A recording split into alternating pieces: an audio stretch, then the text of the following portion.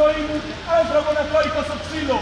Τον έριξαν κάτω και του πατούσαν το κεφάλι, τον κλωτσούσαν, τον χτυπούσαν με τη λαβή του όπλου.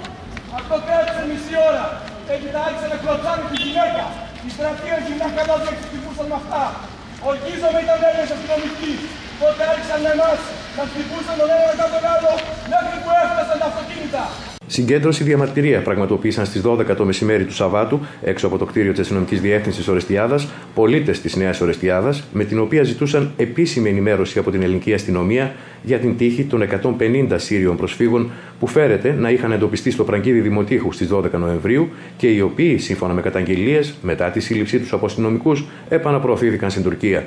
Οι πολίτες εξέφρασαν την αντίθεσή τους στις παράνομες επαναπροωθήσεις προσφύγων μεταναστών, ζητώντας να σταματήσουν οι άτυπες αναγκαστικές επιστροφές, αλλά και να υπάρχει σεβασμός στην νομιμότητα και τα ανθρώπινα δικαιώματα. Οι συγκεντρωθέντες τόνισαν ότι οι μεταναστευτικές ροές δεν αντιμετωπίζονται με φράχτες και άτυπες αναγκαστικές επιστροφές, ξυλοδαρμούς προσφύγων και βία από τους αστυνομικούς, αλλά με μια πραγματική μεταναστευτική πολιτική που θα σέβεται τον άνθρωπο και τα δικαιώματά του, θα προστατεύει τον αδύναμο, τον πρόσφυγα πολέμου και δεν θα τον ποινικοποιεί. Αντιπροσωπεία των διαμαρτυρωμένων, στην οποία συμμετείχε και δικηγόρος, συναντήθηκε με τον αστυνομικό διευθυντή Ορεστιάδας Πασχάλη Σιρητούδη, ζητώντας να μην αγνοηθούν οι καταγγελίες και να διερευνηθεί το περιστατικό στο Πραγκί, αλλά και να απαντηθούν άμεσα τα ερωτήματα για την τύχη των 150 προσφύγων πολέμου από τη Συρία, που το μόνο τους έγκλημα ήταν πως προσπάθησαν να ξεφύγουν από τον εμφύλιο πόλεμο που αιματοκυλά τη χώρα τους.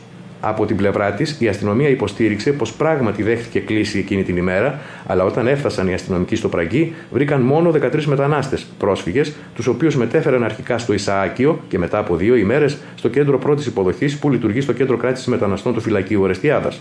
Πάντως, ο κύριος Σιρητούδης δεν απέκλεισε το ενδεχόμενο να ήταν πράγματι περίπου 150 οι Σύριοι που βρέθηκαν στο Πραγκί, ωστόσο την ώρα που έφτασε η αστυνομία βρέθηκαν μόνο 13.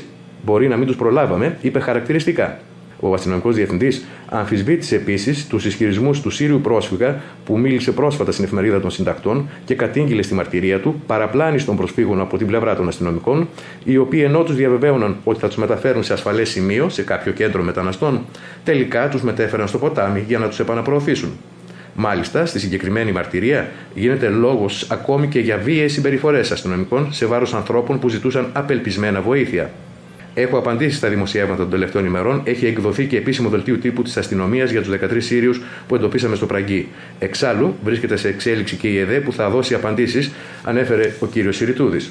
Αξίζει να σημειωθεί πάντως ότι το τελευταίο χρονικό διάστημα αυξάνονται συνεχώς οι καταγγελίες διεθνών και ελληνικών ανθρωπιστικών οργανώσεων και οργανώσεων για τους πρόσφυγες που αφορούν παράνομες επαναπροωθήσεις προσφύγων, κυρίως Σύριων, τόσο από τα θαλάσσια όσο και από τα χερσαία σύνορα της Ελλάδας στον Εύρο.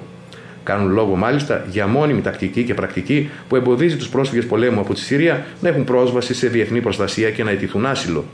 Ειδικά για το περιστατικό στο Πραγκί, φαίνεται να υπάρχουν μαρτυρίες ντόπιων και φωτογραφικά ευρήματα που το επιβεβαιώνουν, ενώ στο θέμα έχουν αναφερθεί με σχετικές ανακοινώσεις τους η ύπατη αρμοστία του ΟΗΕ για τους πρόσφυγες, η Ελληνική Ένωση για τα Δικαιώματα του Ανθρώπου και άλλες οργανώσεις.